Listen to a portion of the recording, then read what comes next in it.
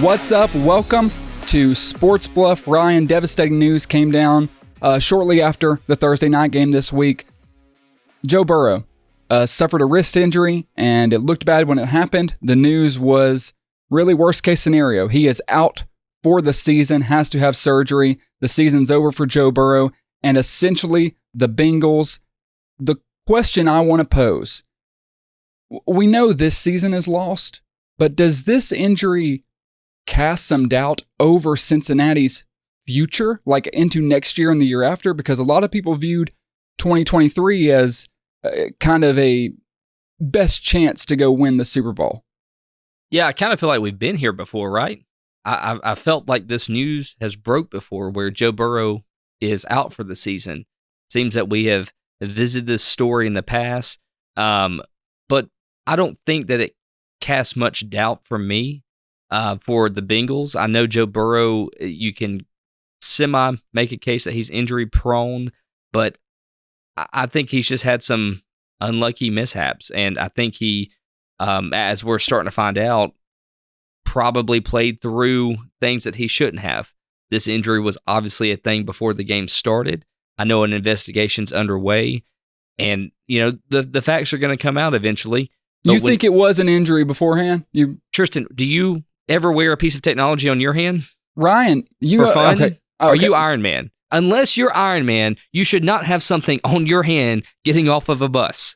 That's a fair point. He does have enough money, though, so I would like to see if he's in bed with any military contractors. Otherwise, did you hear the explanation, though? The explanation going around was, well, yeah, he might have been writing on his tablet. First off, with the little thing on his hand. Tristan, I'm pretty well-versed in technology. We publish a podcast every single week, a couple of them actually, and not once have I ever heard of a piece of technology that you wear around the palm of your hand to help you write. Who writes with the palm of their hand? Agreed. And by the way, even if there was such a thing, if you wore it, I would judge you.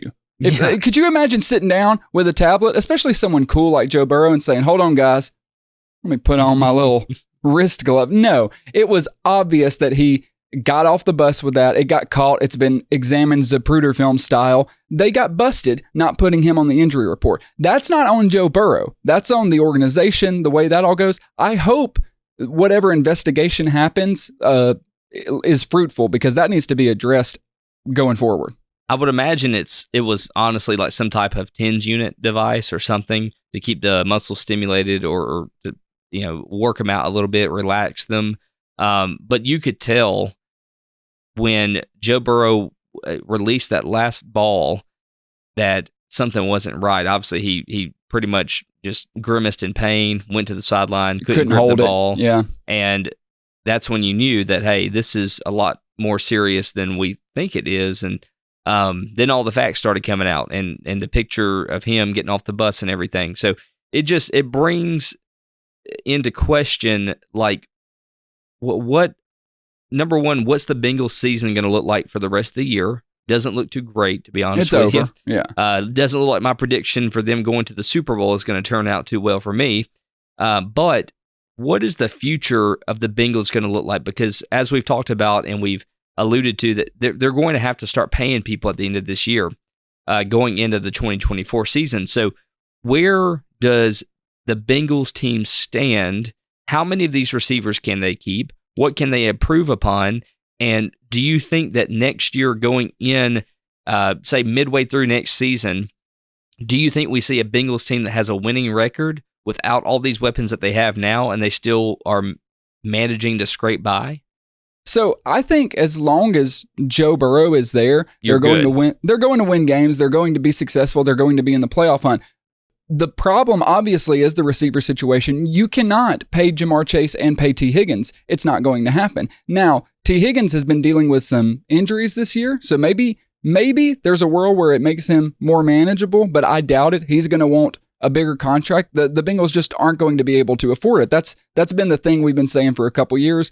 They have all these weapons. It's not a cheat code. They drafted them. That's good on them. They got all the young weapons. But the time comes, once your quarterback, his franchise contract starts to kick in, as it really will next year. They're not spending a bunch of money on Burrow. Once you're spending a ton of money on the quarterback, you can't have two really highly paid receivers, as well as keeping all this talent on defense. So they are going to lose the talent, and you're going to see them regress more to the medium, like the Chiefs, where they're going to have to focus more on drafting and drafting well. The good news is they have been drafting well, at least since Zach Taylor came along and since the Joe Burrow era, they have been. So I think they'll be okay. I think Joe Burrow will find a way to manage it.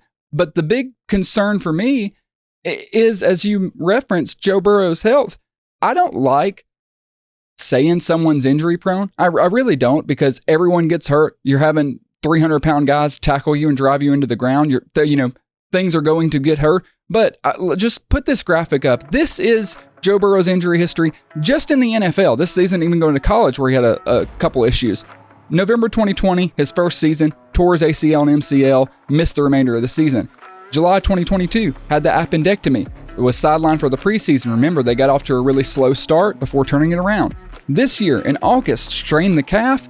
Even though he played week 1, it was obvious to everyone that he wasn't healthy up until week 5. And now, in November, tore a ligament in his right wrist, out for the season.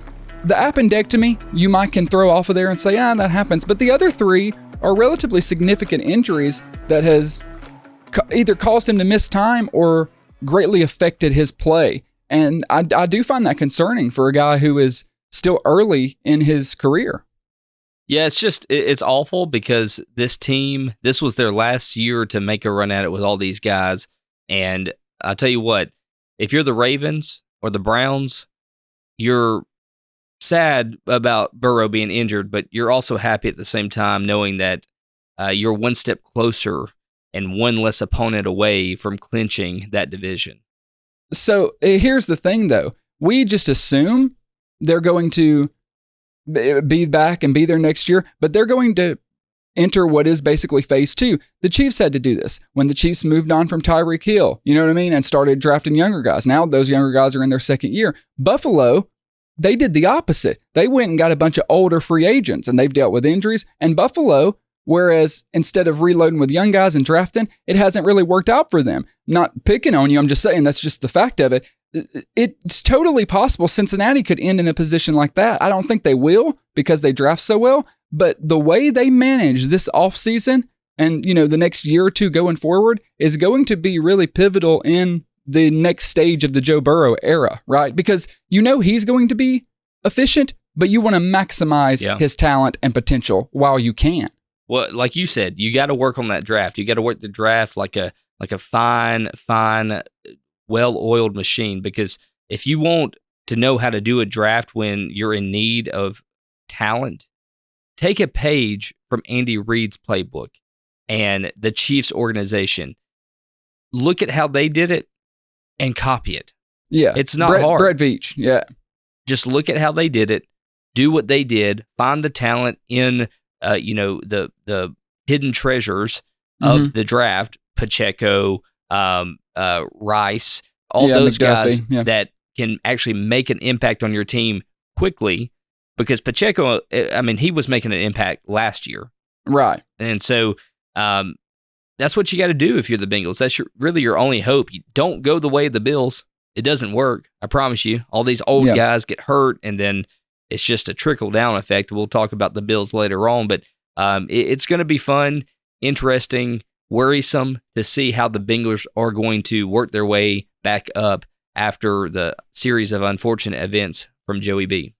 Wouldn't they be better off losing out? Joe Burrow's gone. People were like, they don't have a backup quarterback they can contend. Well, you're not going to win the Super Bowl without him. So, you're better off losing all your games out so you can have a higher draft pick. With Joe Burrow playing, you're never going to pick in the top 10. Now you're in a situation where you could get a really top-tier player. And I think I know you're not supposed to tank and stuff. It's not even tanking. I think you just need to capitalize on that opportunity. Well, then also you got to think about these receivers, right? These receivers know that they're probably going somewhere else next season. So how hard are they going to be willing to play when they know that they have no shot of making it into the Super Bowl, the playoffs? You're not going to get 100% out of these guys. That's just human nature at that point, I believe. If you tell me that, my job isn't going to be secure next year, but still work my butt off for the current company I'm with, that's going to fire me? No, it's just not going to happen. And so this is their version of a 2 weeks notice, and they're not going to work it out. No, I guess you got a point there. It'll be interesting to see how it plays out. And the way it leaves the AFC is really weird and wide open. It almost feels like it's the Chiefs or the Ravens to lose at this point, now that the Bengals and Bills are out of it. None of us saw this coming. Watch out for the Browns. Just saying. Just watch out. They keep winning. They could be the dark horse. Absolutely. Anything could happen. It is it's open season in the NFL.